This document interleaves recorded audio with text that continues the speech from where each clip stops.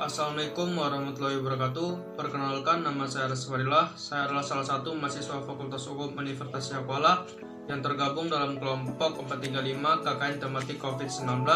Di sini saya akan membuat sebuah video bagaimana cara batuk dan bersin yang benar.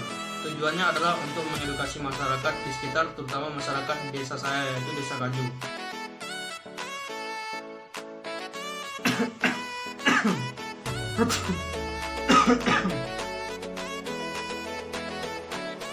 Demikianlah video yang saya buat, semoga bermanfaat bagi masyarakat. Wabillahi taufiq wal hidayah. Wassalamualaikum warahmatullahi wabarakatuh.